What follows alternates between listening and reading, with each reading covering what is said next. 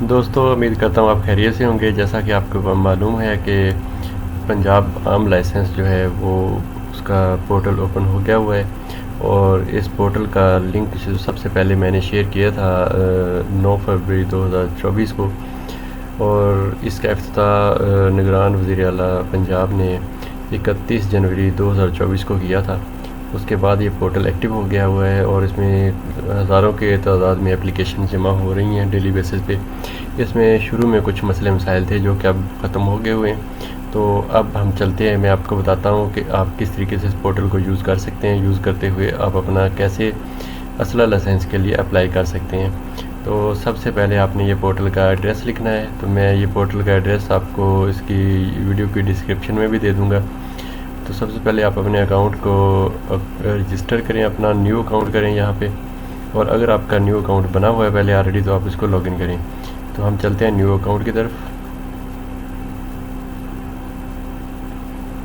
इसमें 2 स्टेप्स हैं। Step number 1 जो है पर्सनल इन्फॉर्मेशन आपने शेयर करनी है। स्टेप नंबर 2 है ईमेल वेरिफिकेशन। और स्टेप नंबर 1 की इन्फॉर्मेशन क्या है, आपने यहाँ पे अपना गिवन नेम देना है, जो पहला नाम देना है। फिर आपने सर नेम देना है अपना, जो सेकंड नेम है। फिर यहाँ पे आपने अपना ईमेल एड्रेस टाइप करना है और सेम उसी तरह से दोबारा रीटाइप करना है आपने अपना ईमेल एड्रेस, ताकि कोई मिस्टेक ना रह जाए। उसके बाद आपने अपने मोबाइल ऑपरेटर चूज़ करना है कि आपके पास यूफोन का, मोबिलिंग का या किस कंपनी का सिम आपके पास है। आपने उसको सिलेक्ट करना है। करने के बाद आपने आगे उसका मोबाइल नंबर मेंशन कर देना है। फिर आपने पासवर्ड यहाँ पे लिखना है और इसी तरह रीटाइप करना है, ताकि 2 दफ़ा आप पासवर्ड इंटर करेंगे ताकि उसमें कोई मिस्टेक ना रह जाए। ठीक है। इसके बाद फिर आपने ये कोड है, ये पिक्चर, इसको कैप्चा कहते हैं। तो आपने ये पिक्चर वहाँ पे सेम एज इट, अगर ये बोल्ड में है तो बोल्ड में लिखना है, जिस तरह कैपिटल एच है तो आपने कैपिटल में लिखना है। और सेम यहाँ पे करने के बाद आपने इसको करना है सेव एंड कंटिन्यू। जैसे आप सेव एंड कंटिन्यू करेंगे तो ये स्टेप नंबर 1 आपका कंप्लीट हो जाएगा। दूसरे नंबर पे स्टेप नंबर 2 ये है कि आपने जैसे आपने स्टेप नंबर 1 कंप्लीट कर लिया, सबमिट कर दिया, तो आपको एक ईमेल जनरेट होगी। जो आपने ईमेल दिया होगा वो आपने देखना जाके अपने ईमेल एड्रेस पे कि आपको कोई ईमेल मौसूल हुई है या नहीं हुई। वहाँ पे जैसे ही आपको ईमेल मौसूल होगी, आपने वहाँ पे उसको एक्टिवेट करना है अकाउंट को। जब तक आप अपने अकाउंट को एक्टिवेट नहीं करेंगे तो आप लॉगिन नहीं हो सकेंगे। ये आप बात अच्छे तरीके से नशीन कर लें कि आपने उस ईमेल एड्रेस पे जाके लिंक पे क्लिक करना है और उसको एक्टिवेट करना है।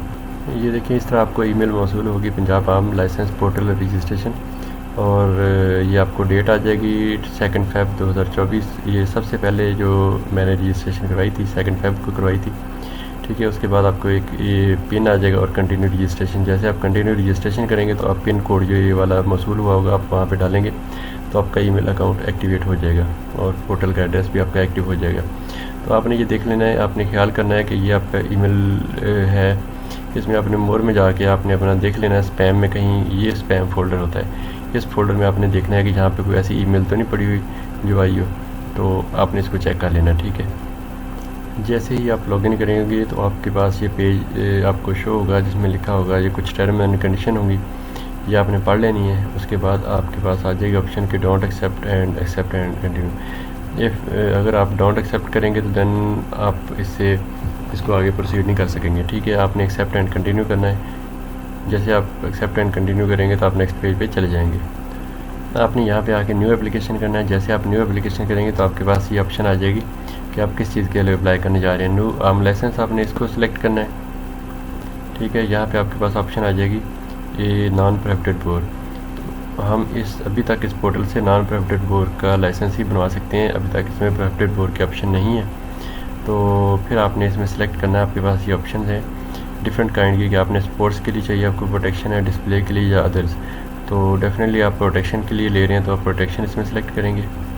ठीक है। यहाँ पे आपने अपना CNSA नंबर मेंशन करना है। यहाँ पे सेम उसकी जो CNSA नंबर की इशूएंस डेट्स, कि जिस दिन आपका CNSA नंबर या शनाख्ती कार्ड इशू हुआ उस दिन की डेट आपने मेंशन करनी है। वो आप देखेंगे शनाख्ती कार्ड के फ्रंट साइड पे लिखी होगी।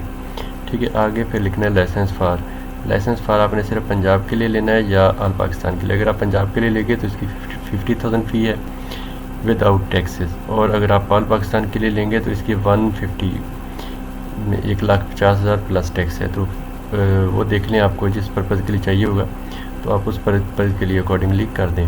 तो अभी हम इसको स्टार्ट करते हैं अपनी एप्लीकेशन को। जैसे ही ये सारी इन्फॉर्मेशन कंप्लीट करके आप स्टार्ट एप्लीकेशन करेंगे तो आपके पास ये ऑप्शन आ जाएगी अंडरटेकिंग कि you are submitting form license as a filer, your record will be verified from FBR। तो आपका इसलिए फाइलर होना ज़रूरी है। अगर आप फाइलर नहीं होंगे तो आपकी एप्लीकेशन रिजेक्ट हो जाएगी। इसलिए सबसे पहले ये करना है आपने, इस एप्लीकेशन को कंटिन्यू करने से पहले आपको फाइलर होना ज़रूरी है। फाइलर नॉन फाइलर क्या होता है इसके लिए अलग मैं आपको एक वीडियो बनाऊँगा, आपको उसमें गाइड कर दूंगा, प्लस आपको उसकी रजिस्ट्रेशन कैसे करनी है, आपने फाइलर कैसे बनना है वो मैं आपको उसमें कंप्लीट बता दूंगा। तो आपने इसको सिलेक्ट करना है और आपने इसको सबमिट करना है।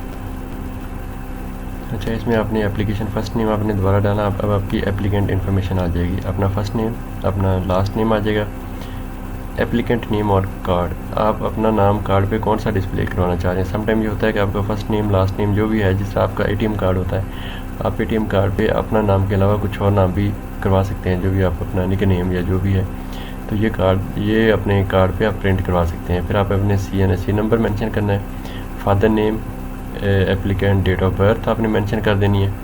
फिर सेम मोबाइल ऑपरेटर कौन सा मोबाइल यूज़ कर रहे हैं और अपना कॉन्टैक्ट नंबर, अपना मोबाइल नंबर यहाँ पे मेंशन करना है। सेम यहाँ पे आपका जो है जेंडर मेंशन कर देना है। फिर आपका प्रोफेशन, ये आपके प्रोफेशन की लिस्ट है, यहाँ से आप कोई भी सिलेक्ट कर सकते हैं जो जिससे आपका रिलेटेड है। फिर ग्रेटेस्ट में ये आ जाता है यस और नो। अगर तो आप सरकारी मुलाजिम हैं या आर्मी में जॉब कर रहे हैं तो फिर आप यस कर देंगे, अगर आप नहीं हैं तो या रिटायर्ड भी हो गए तब भी आप नो करेंगे। अगर आप सरकारी मुलाजिम थे लेकिन अब रिटायर हो चुके हैं तो फिर भी आप ग्रेटेस्ट के लिए अप्लाई नहीं कर सकेंगे, आप नो करेंगे उसके लिए। ठीक है, जब ग्रेटेस्ट के लिए सिलेक्ट करेंगे तो इसमें आपकी फ़ी जो है वो ऑफ हो जाएगी, आपको फ्री ऑफ कॉस्ट लाइसेंस मिल जाएगा। इसमें सिर्फ आपकी जो सर्विस चार्जेस होंगे वही आपको लगेंगे। ठीक है, तो फिर आपका यहाँ पे आ जाएगा सिलेक्ट कैटरेजेस, कितने आपने जो है राउंड रखने हैं। जिस तरह ये आपके पास ऑप्शन है, आप जितने रखना चाहें उसमें देख लें, वो आप इसमें से सिलेक्ट कर सकते हैं। इसके लिए आम लाइसेंस बनवाने के लिए आपके पास मस्ट बैंक अकाउंट होना चाहिए। अगर आपके पास बैंक अकाउंट नहीं है तो आप इसको फॉरवर्ड नहीं कर सकते। ये स्टैरिक का मतलब ये है कि लाजमी होना चाहिए, मस्ट है। ये वाली इन्फॉर्मेशन जिसके साथ ये स्टैरिक लगा होगा ये आपने इन्फॉर्मेशन मस्ट फिल करनी है। अगर ये इन्फॉर्मेशन फिल नहीं करेंगे तो आप आगे नहीं बढ़ सकेंगे, आगे सबमिट नहीं कर पाएंगे। बैंक नेम और बैंक अकाउंट नंबर मेंशन करना है और सेम इसी तरह आपने अपना कार डिलीवरी नादरा सेंटर की कहाँ पे किस एरिया में आप करना चाह रहे हैं, इस्लामाबाद, लाहौर, मुल्तान, कराची, यहाँ से भी आपने करना है। तो आप उसी तरीके से अपना जो सिलेक्ट कर लें कि आपने किस सेंटर में आपने इस कार्ड को डिलीवर करवाना चाह रहे हैं। ठीक है, ये तो होगी इन्फॉर्मेशन, एप्लीकेंट इन्फॉर्मेशन। आगे एड्रेस इन्फॉर्मेशन आ गई कि आपका प्रोविंस क्या है, आपने अपना सूबा सेलेक्ट करना है, अपना ज़िला सेलेक्ट करना है, यहाँ पे डिस्ट्रिक्ट आ जाएगा। ठीक है, यहाँ पे इसी तरीके से लाइक मैं अगर पंजाब सेलेक्ट करता हूँ तो यहाँ से आपके पास आ जाएगा कि कौन सा आपने करना है, ये सारी आपके पास इन्फॉर्मेशन आ जाएगी। तो आप सिलेक्ट कर लें।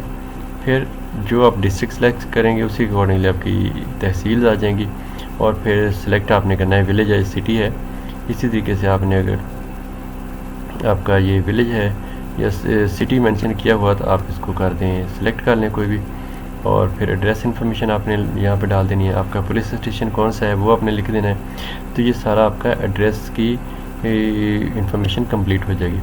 इसके बाद आपका अगर करंट एड्रेस डिफरेंट है तो आपने करंट एड्रेस अलग लिख देना है, क्योंकि ये यहाँ पे जो था ये आपका परमानेंट एड्रेस है। तो अगर सेम ही है तो आपने इसको सिलेक्ट कर देना है, तो फिर आपको ये लिखने की ज़रूरत नहीं होगी। तो ये आपने ख्याल कर लेना है कि जिन दोस्तों के परमानेंट और टेम्परेरी एड्रेस डिफरेंट है तो वो दोनों लिखेंगे, जिनके दोनों सेम है तो वो एक ही जगह पे लिख के यहाँ पे इसको सिलेक्ट कर देंगे और इस इन्फॉर्मेशन को आप सेव कर लेंगे। नेक्स्ट है वेपन रिटेनर इन्फॉर्मेशन। समटाइम ये होता है कि वेपन आपने लिया हुआ है, आपने अपने सिक्योरिटी गार्ड को दे दिया आगे, तो अब आप क्या करेंगे, अब आप रिटेनर की इन्फॉर्मेशन भी आपको देनी पड़ेगी। रिटेनर से मुराद की जो बंदा इसको रख रहा है, तो अगर आप यस करेंगे तो उसकी आगे इन्फॉर्मेशन आ जाएगी कि आपने क्या करना है। अगर आप नो करेंगे तो फिर आपको सिंपल आगे बढ़ जाएंगे। तो इसको सेव करके आप अगर सेव करना पड़ेगा आपको, सेव करके जब यस करेंगे आपके पास इन्फॉर्मेशन आ जाएगी, उसका नेम, उसका एड्रेस वगैरह सारा ना वो आप पता चल जाएगा आपको। नेक्स्ट ऑप्शन है फिंगरप्रिंट की। फिंगरप्रिंट के लिए आपको क्या करना है, आपके पास ये एक फॉर्म है, आपने इसको डाउनलोड करना है। डाउनलोड करके फॉर्म को, इसमें आपको ऑप्शन भी दी गई हैं, उसने बताया हुआ है कि आपने इसको डाउनलोड करना है। डाउनलोड करके आपने इसमें ऑप्शन है यहाँ पे किस जगह पे आपने थंब लगाने हैं, जिस तरह राइट थंब, लेफ़्ट थंब, और जो सी फिंगर होगी वो बताया गया होगा, आपने वो फिंगर लगानी है। लगा के इसको स्कैन करवाना है 600 dpi पे स्कैन करवा के दोबारा इसको अपलोड कर देना है PDF फॉर्म में या JPG फॉर्म में।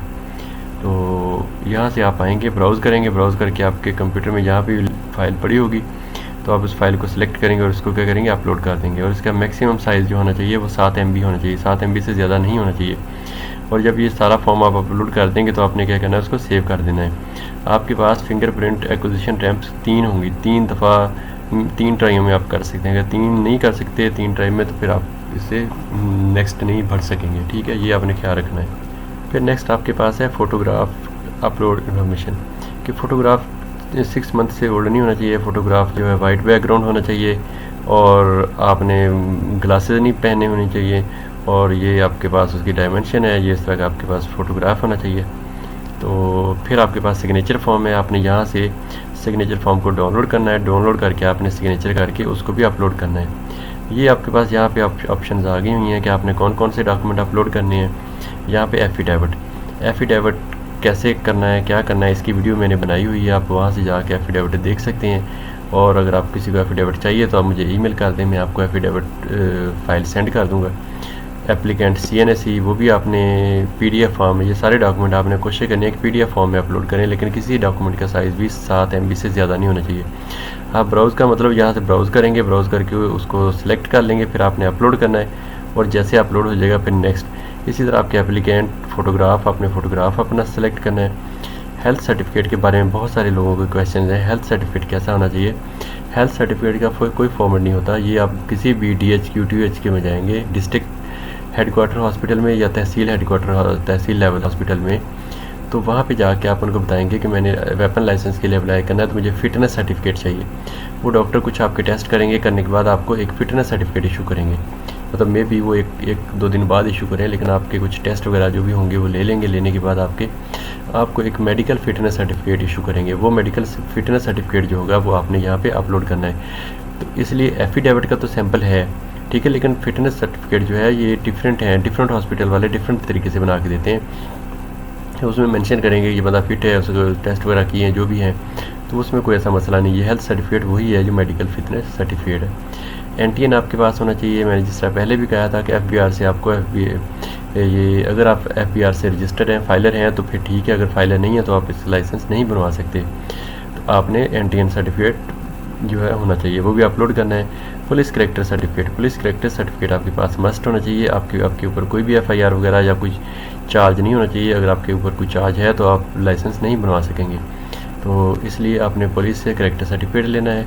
तो ये पुलिस सर्टिफिकेट आप किसी भी खिदमत सेंटर से ले सकते हैं, लेके तो आप इस पर अपलोड कर देंगे। फिर ये सिग्नेचर फॉर्म, जिस तरह ये मैंने यहाँ से बताया था आपको, सिग्नेचर फॉर्म आपने डाउनलोड किया, सिग्नेचर किए और इसको करने के बाद सिग्नेचर आप अपलोड कर देना है।